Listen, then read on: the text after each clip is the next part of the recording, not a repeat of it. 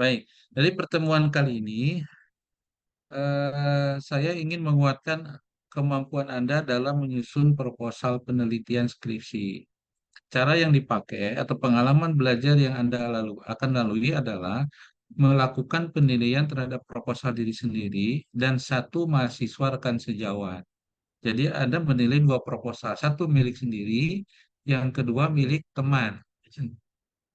Untuk pengurutan atau pemilihan proposal milik teman itu tidak memilih sendiri tetapi berdasarkan urutan yang ada di dalam spot.upi.edu. Jadi urutan satu memeriksa proposal urutan mahasiswa nomor 3. Urutan nomor 3 memeriksa nomor 5. Sedangkan dan seterusnya ya. Sedangkan urut yang genap juga demikian. Urutan mahasiswa nomor 2 akan memeriksa eh, proposal mahasiswa nomor 4, mahasiswa nomor 6, dan seterusnya. Sampai yang terakhir nanti akan kembali memeriksa nomor 1. Nah,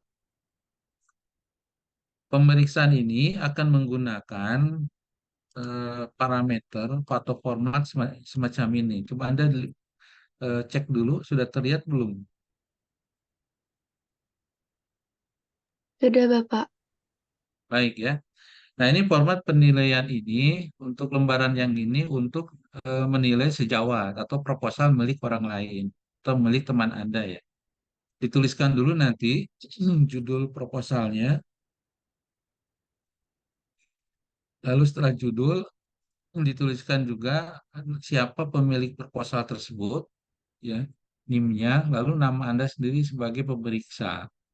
Kalau nanti untuk yang format yang kedua, hanya judul proposal, lalu nama mahasiswa, artinya nama Anda sendiri gitu. Tidak ada nama pemeriksa yang lain. Nah, coba kita lihat dulu ya petunjuk pengisiannya.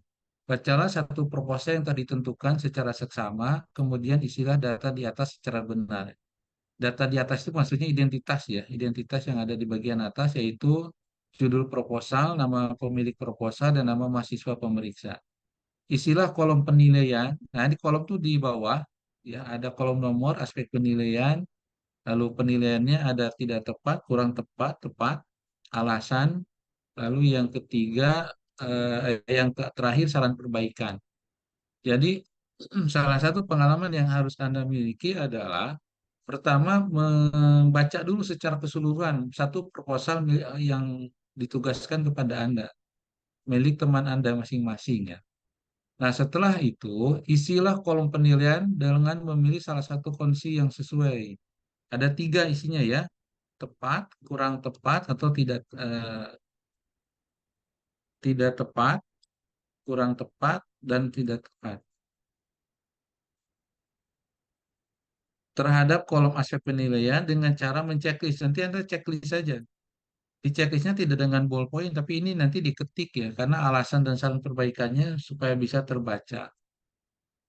Nah, apa makna dari tidak tepat? Tidak tepat itu artinya pada aspek yang dinilai yang ada di dalam naskah proposal menunjukkan tidak sesuai atau menyalahi aspek penilaian. Misal nih, aspek penilaian nomor 1 nih, ketersediaan data masalah nyata di lapangan kalau untuk riset yang kuantitatif, atau data masalah atau keunggulan nyata di lapangan untuk kualitatif. Jadi kalau data itu tidak ada, ah, izin sebentar ya, ada Bu Cici nelpon.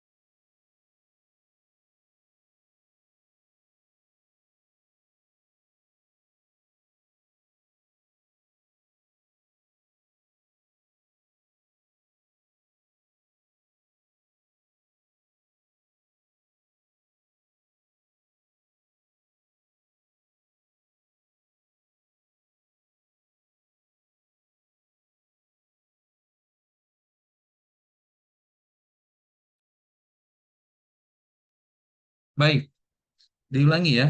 Untuk tidak tepat, artinya aspek tadi penilaian nomor satu dalam naskah proposal menunjukkan tidak sesuai atau menyalahi aspek penilaian. Artinya tidak ada datanya atau ada kurang tepat. Naskah proposal menunjukkan sudah benar, tetapi ada yang tidak sesuai.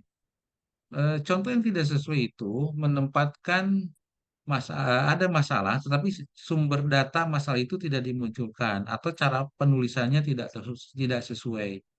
Untuk bagian yang kurang tepat ini, ada aspek substansi dan ada aspek cara penulisan. Cara penulisan mengikuti pedoman penulisan karya tulis ilmiah.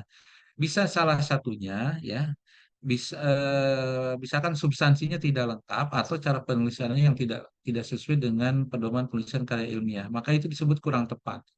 Nah, nanti alasan ini harus menjadi dasar, harus Anda bubuhkan di dalam kolom alasan juga saran perbaikannya. Nah, dengan pengalaman menilai ini diharapkan Anda bisa merefleksi ya proposal Anda itu kekurangannya di mana dan apa yang harus diperbaiki ke depan. Nah, kalau tepat artinya aspek yang dinilai dalam naskah proposal itu menunjukkan sudah benar secara substansi ya. Substansi itu artinya aspek yang dinilainya maupun berdasarkan pedoman penulisan karya ilmiahnya. Nah, ini artinya sebelum Anda membaca proposal milik orang lain itu atau milik diri sendiri, coba dicek dulu tata cara penulisan yang diatur dalam pedoman penulisan karya ilmiah itu apa saja. Nah, setelah itu barulah Anda akan bisa mengidentifikasi alasan yang kurang tepat itu di mana saja. Sekarang mari kita lihat nih ya. Jawaban dikumpulkan dalam bentuk file PDF pada hari Jumat 3 November 2023. Artinya besok nih, maksimal pukul 15.30 ke Google Drive yang disediakan oleh PJ mata kuliah penulisan karya ilmiah. Jadi PJ nanti menyiapkan satu folder untuk pertemuan hari ini namanya evaluasi proposal penelitian oleh rekan sejawat. Nah, isinya nanti satu file itu berisi dua penilaian ya. Penilaian terhadap diri sendiri, proposal diri sendiri, dan penilaian terhadap rekan sejawat. Ini maksimalnya coba dicek waktunya pukul 15.30 waktu Indonesia bagian Barat. Jangan sampai melebihi ya. Dua-duanya harus sudah selesai. Jadi kalau disimulasikan tabel ini itu bisa dalam waktu cepat dengan syarat Anda sudah menguasai tentang pedoman penulisan karya ilmiah yang diselenggarakan oleh UPI. Sekarang mari kita lihat satu persatu aspek penilaian. Aspek penilaian ini sama dengan yang digunakan pada saat UTS ya. Ada 10 ke 11 ya. Ada 10 item. Pertama, ketersediaan data masalah nyata di lapangan. Untuk yang kuantitatif, data masalah atau keunggulan nyata di lapangan untuk yang kualitatif. Nanti tinggal dicontreng. Nih misal ya, misal di sini ada insert, lalu kurang tepat. Maka Anda di kolom alasan itu harus memberikan alasan. Kenapa kurang tepat? Misal, data masalah dalam latar belakang tidak disertai sumber. Ya, tidak disertai sumber. Nah, gitu. Harusnya ada sumbernya. Apakah sumber primer maupun sumber sekunder nggak ada masalah. Nah, ketika itu alasannya begitu, maka apa yang disarankan? Maka disarankan latar belakang, sorry, bukan latar belakang, data masalah sub dalam latar belakang disertai dengan sumber data sebagai yang penulisannya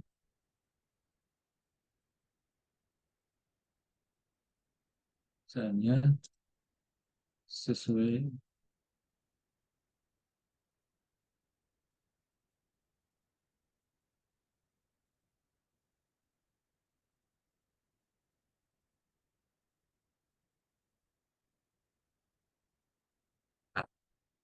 Jadi itulah pengisiannya ya. Nomor satu, aspek yang dinilai Anda baca, lalu cek di naskah proposalnya, lalu lakukan penilaian apakah tidak tepat, kurang tepat, atau tepat, lalu apa alasannya, dan apa saran perbaikan. Nah, saran perbaikan ini kalau sudah dalam kondisi yang tidak tepat dan kurang tepat. Kalau sudah tepat ya enggak usah diberikan saran perbaikan. Lalu yang kedua, ketepatan analisis masalah menjadi variabel untuk yang kuantitatif atau fokus penelitian kalau yang dia kualitatif. Sama ya, dinilai dulu, lalu alasannya apa, saran perbaikannya apa. Sekali lagi, untuk saran perbaikan, kalau dia sudah tepat, itu tidak usah. Tetapi pada kolom alasan, apapun hasil penilaian Anda ya, tidak tepat, kurang tepat, atau tepat, berikan alasannya. Kalau tepat, apa yang menyebabkan dia tepatnya? Kalau tidak tepat, apa? Kalau kurang tepat, apa?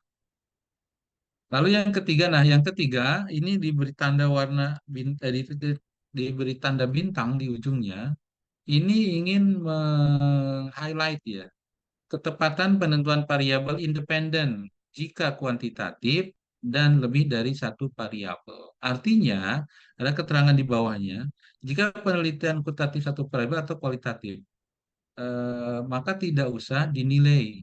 Cukup diberikan keterangan pada kolom alasan penelitian kuantitatif satu variabel atau penelitian kualitatif. Bukan dua-duanya, tergantung dia kalau kualitatif disebut kualitatif. Kalau satu variabel, khususnya yang mau melakukan survei, itu disebut penelitian kuantitatif satu variabel. Nah, itu khusus untuk nomor 3. Nomor 4, 5, 6, dan seterusnya juga begitu. Saya akan bacakan saja aspek penilaiannya. Nomor 4, ketepatan merumuskan masalah dan tujuan penelitian. Ini ada dua ya, rumusan masalah dan tujuan penelitian. Ketepatan merumuskan manfaat penelitian, khususnya terkait dengan praktik maupun terkait dengan pengembangan pengetahuan baru di bidang yang sedang diteliti. Ketepatan teori penelitian terdahulu dan kerangka pikir. Nah, ini kan ada tiga ya, nomor 6 ini. Ada tiga aspek penilaian dalam satu nomor. Berarti itu tiga-tiganya, kalau tepat berarti tiga-tiganya harus tepat. Kalau salah satu ada yang tidak tepat, ya disebut tidak tepat saja. Kalau ada salah satu yang kurang tepat, yang lainnya tepat, disebut kurang tepat. Jadi ini harus mencakup tiga-tiganya. Demikian juga alasannya dan saran perbaikannya harus disesuaikan dengan mana yang tidak tepat atau yang kurang tepatnya itu. Yang ketujuh, ketepatan menentukan metode dan pendekatan penelitian. 8, ketepatan menentukan lokasi penelitian. Nah, untuk lokasi penelitian, ingat variabel.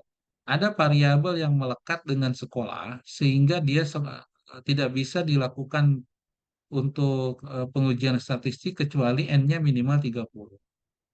Nah, variabel apa saja yang melekat di antaranya kepemimpinan sekolah itu satu sekolah walaupun gurunya banyak tetap dihitungnya satu N-nya itu. Demikian juga dengan budaya organisasi itu satu sekolah dihitungnya satu. Iklim organisasi juga hitungannya satu. Yang begitu harus cermat betul ketika menentukan lokasi penelitian.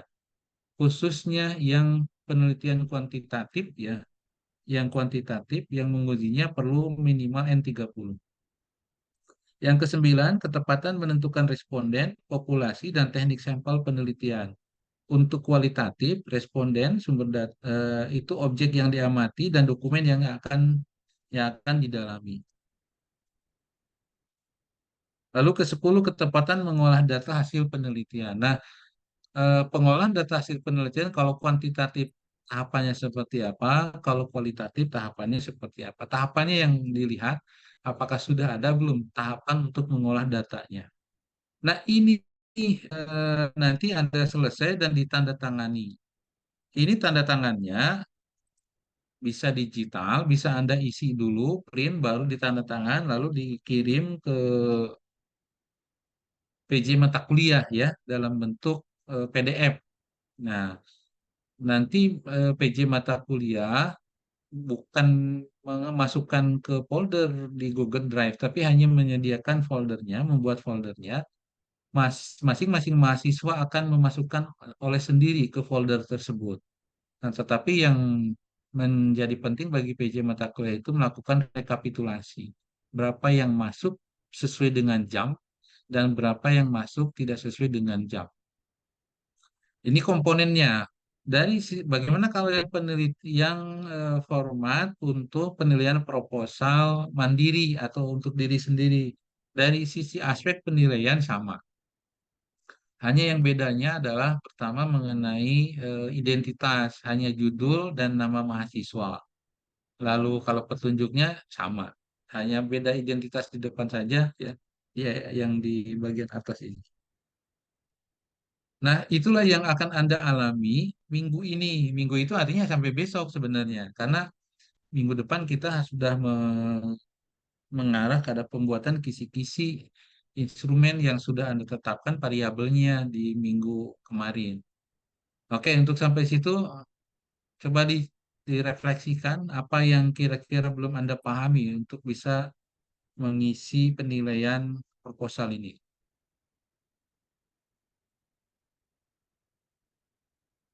Bapak izin bertanya, Ya, eh, mohon maaf Pak gitu. Tadi kan sempat Bapak bilang terkait populasi, nah atau lokasi penelitiannya juga. Tadi kalau misalnya iklim itu tuh sama harus 30 sekolah gitu ya Pak. ya, iklim organisasi itu artinya satu organisasi satu iklim. Oh, berarti itu tuh ngelihat variabel X atau Y-nya Pak. X ya berarti. Dua-duanya. Oh, Itu iklimnya sebagai X bisa Y kan? oh ya. Baik Pak. Terima Ya, kasih. baik. Ada lagi?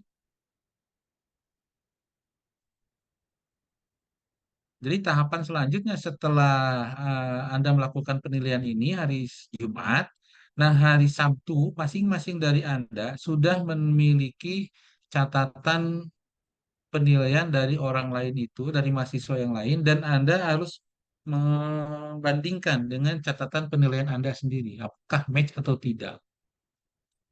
Nah, tentu yang harus diperbaiki berdasarkan hasil penilaian diri sendiri maupun mahasiswa yang lain itu harus diperbaiki pada hari Sabtu, Sabtu, Minggu, Senin, Selasa, Rabu. Nah, nanti hari Kamis depan itu akan kita identifikasi dulu ya apa yang sudah diperbaiki dari proposal yang berdasarkan hasil penilaian diri sendiri maupun sejawat.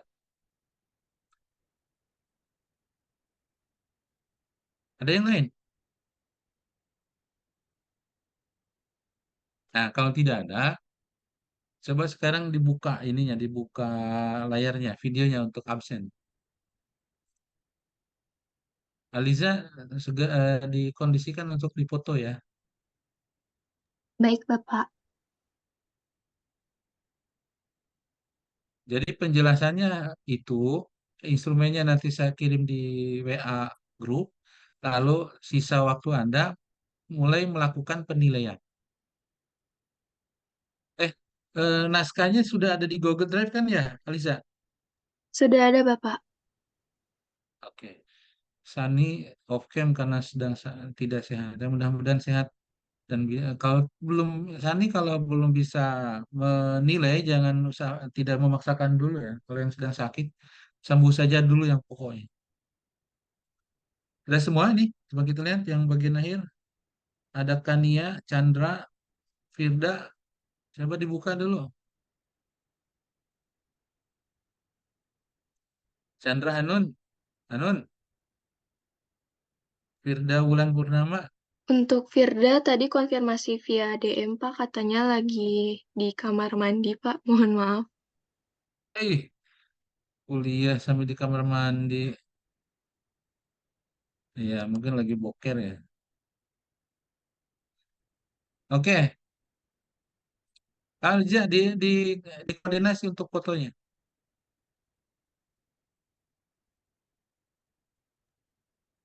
Baik, Bapak.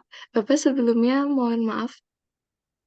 Agung dan Sarah di saya off cam. Apakah sedang off cam? Agung on cam itu ada tuh orangnya. Oke. Oh, berarti sinyal saya.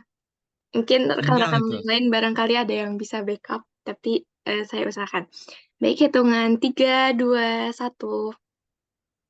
Ceria-ceria wajahnya, jangan tertekan gitu. Baik, slide selanjutnya. Hitungan 3, 2, 1. Baik, sudah Bapak. Baik. Aja nanti link proposal yang UTS ini tolong disebar di grup ya, supaya diketahui oleh setiap mahasiswa. Nah, kalau daftar hadir sudah punya belum?